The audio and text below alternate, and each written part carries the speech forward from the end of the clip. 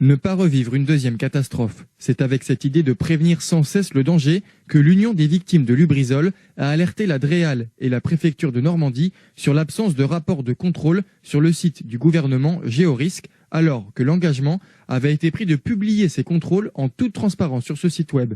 Le porte-parole de l'association, Christophe Olville, explique ses craintes quant à ces oublis de publication. Sur ces 60 sites, une vingtaine d'entre eux ne comportent aucun rapport mis en ligne. Alors, deux solutions s'offrent à nous.